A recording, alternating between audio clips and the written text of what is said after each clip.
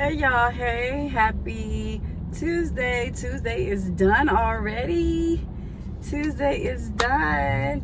Happy end of Mardi Gras. I did not go to Mardi Gras. Y'all know what's crazy. I have never been to Mardi Gras. I was never interested. I don't know. I'm just like kind of picky.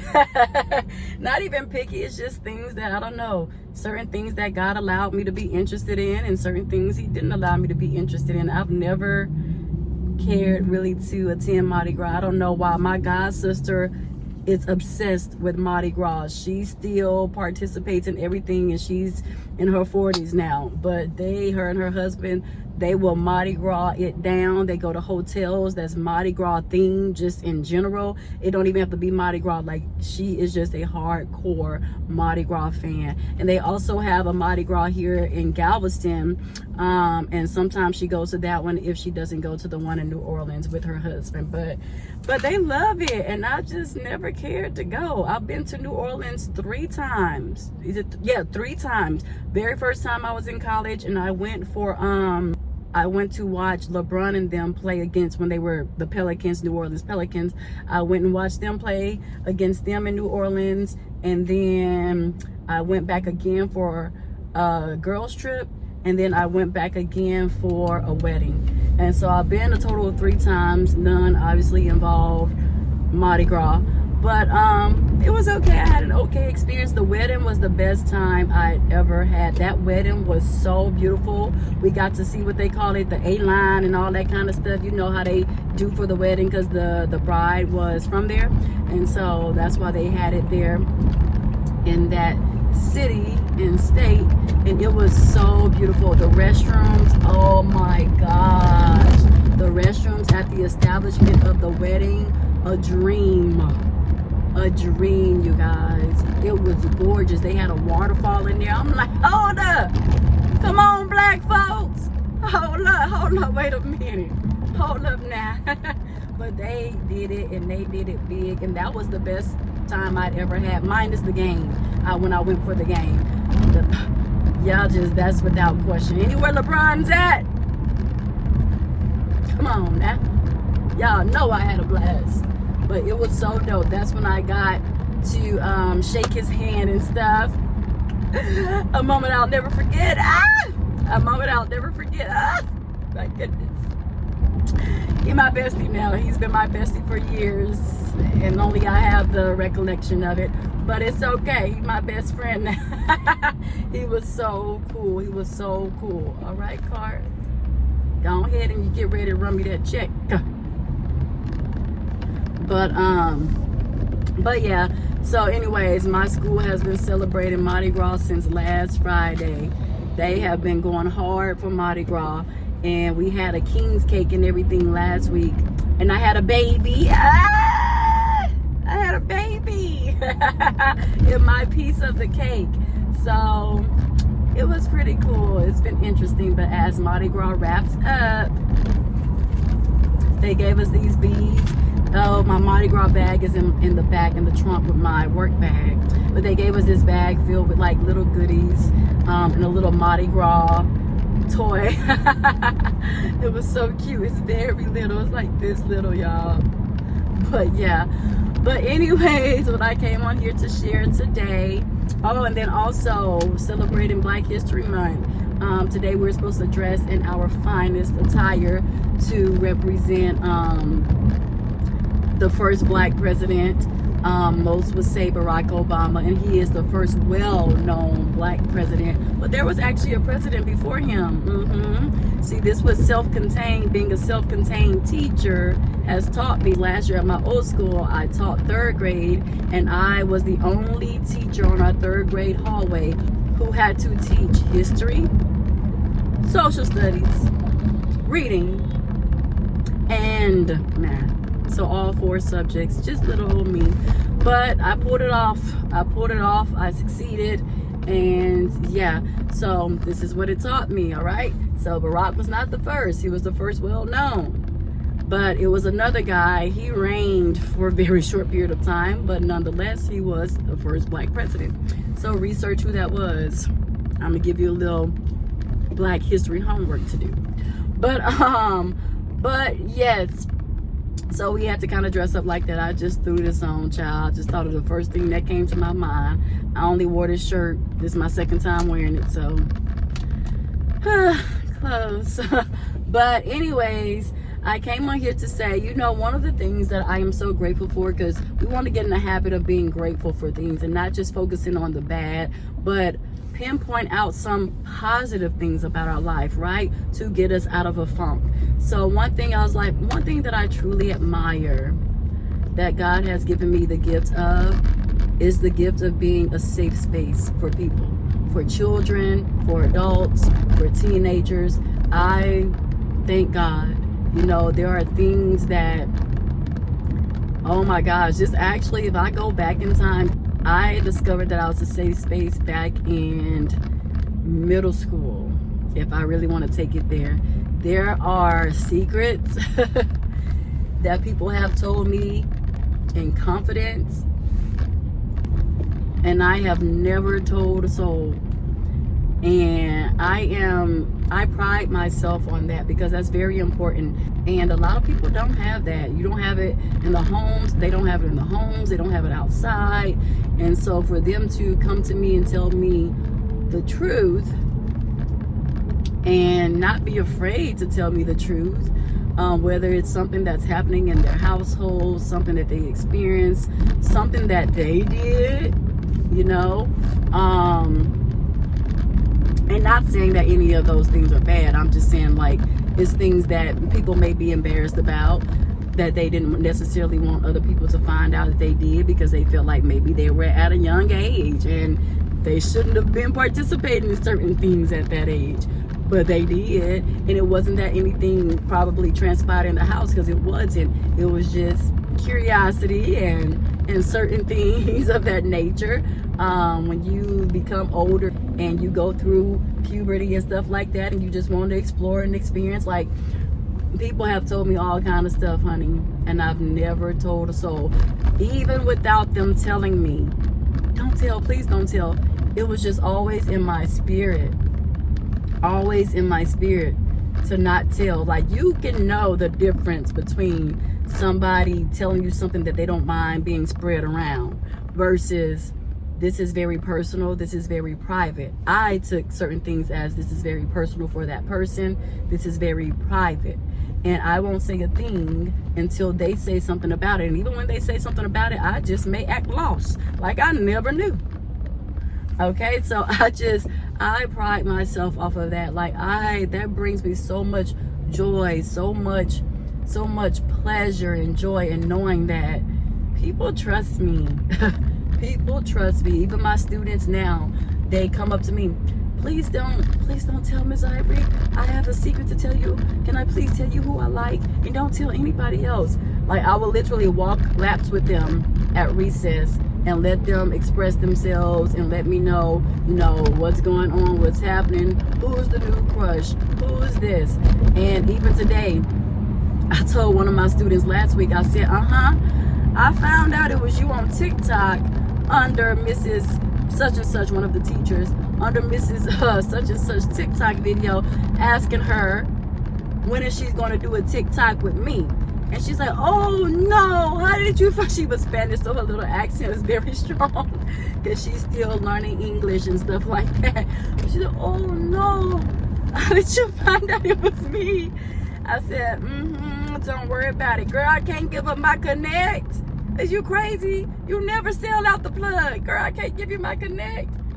And she's talking about, was it such and such? And it was her, but I said, who? Girl, I'll play real dumb. Who? Was it who? Do I know her? Knowing good and well she see me talking to that girl. Who, girl? I said, no. I just said I found out on my own. I broke the code. I was able to investigate. And she's like, hi. Yeah, girl, I'm not gonna give up on my connect. I ain't no rat. We don't do that around here. But yeah, so yeah, I adore that about myself. So what is something that y'all appreciate about y'all self? What is something good that you can tell yourself? Is it that you're loyal? Is it that you're trustworthy? Okay, is it that you're honest? And by honest, I don't mean that you're just rude and just say whatever comes to your mind in that moment when you feel like saying it, not sparing people's feelings, okay? Sometimes things do require for you to be blunt as can be, but no, for the most part, no, I'm not talking about that, okay? I'm just saying being honest with grace. Like, can you tell somebody about themselves without making them cry or feel guilty or feel like you are judging and condemning them? Or what is it that makes y'all feel grateful about who you are, your character, okay? Your character traits and the quality of self, like your self-worth. Like, how do y'all, what's something good? So think about that, write it down, and focus on that versus the negative. Let's try to get ourselves out of this funk and our thoughts, which can be very negative sometimes as humans. You know, we don't necessarily think that these things are damaging us, but they are, and they can really hurt us in the long run. So let's just think of positive things day by day. One thing that I'm going to start doing for positive affirmations too, my best friend used to do it all the time, the one who's deceased. She used to do it all the time, and it used to be one of my highlights of going to her house. Like, when I would be driving to her house, I would get so excited because I couldn't wait to see this. And what she would do is she had like 2 corridor mirrors as her closet, and you know, they were sliding that during police officer. That noise scared me, you know, when it be random and you don't be anticipating it and it just comes out the woodworks. Ooh, that kind of startled me. I don't like that trauma. Certain reason why I don't like it. But yes, she used to always write scriptures on her mirrors, and she would wake up to them every day. I don't know how often she would change them, but she would have different ones anytime I went to her house, and I used to love it. I actually took a picture of it. I'll see if I can find it. Oh, wait, when was that? 2018, 2016, 2018 that I took that picture. I don't even know, y'all, but yeah, I took a picture of her closet mirrors and her scriptures that she would have, her daily scriptures, and I'm going to start doing that on my mirror. And I just thought that was so awesome, so encouraging and uplifting, and it just reminds you constantly of who you are and whose you are, and it helps you, you know, it helps you stay in alignment with Christ. But yeah, so that's an idea for those who didn't know what to do or how to start changing their mindset and their thoughts around. That's a beautiful idea, and I'm gonna probably like post the scriptures of the day. Maybe that's something I can start doing on here, just posting the scriptures of the day that I write on my mirror in hopes of encouraging y'all, so, and myself as well. So yeah, but I have reached my destination. As always, I'm always reaching a doggone destination, y'all. I just always got something to do, and I sure be wanting to go straight home. Majority of the time, I'm not gonna sit up here in front. Majority of the time, I do go straight home, but there are days where I gotta make multiple pit stops. So again, thank God this area that I'm in has everything I need. So I'm gonna run in here to Target and then dart across the street. Oh, I got 3 places. Thank you, God, that they are all back to back. I have Target right here, JCPenney right here, HEB right here. Got to love this area, man. Got to love it. Also, again, this is where my nail shop is, back there. If I go back that way, next to Office Depot, that's where my nail shop is. I'm telling you, everything is right here. Everything I need is in this beautiful, the same beautiful proximity. Thank you, Jesus. But all right, y'all, I hope this helps somebody today.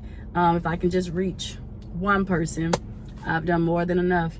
Same thing I apply to my kids. If I can reach just one child, I've done more than enough. But if I can reach 10, 20, 30, 40, 50, 60, 70, at the 80 that I got, then that's really good job, thy good and faithful servant. Well done. All right, but okay, y'all, let me go up in Target and then go to JCP and then go to the grocery store. I gotta get my baby some more water. He out of water. And I went right there to Family Dollar, and I could have got him some water yesterday because I had to grab some items from there. and did not get his water. So that's what brings me to Target. But oh wait, no, I'm tripping. If I go to Target, I don't gotta go to HEB. Yes, so I'm just gonna go to Target because that's typically where I would get his water, the big jugs, and that lasts for about a month. And then I'll go to JCP because me and my mom, if y'all watched the video yesterday, which y'all did not, go watch it. Thank you, because there's also a good message in there. We went to JCPenney and bought 3 curtains, and for my room, y'all know I was looking for curtains, but we tried all 3 of them yesterday and none of them will do. So I'm gonna go see if they have some better ones. Let me take these off before I go in there and these people think I've been in New Orleans flashing and stuff, and denied. Never.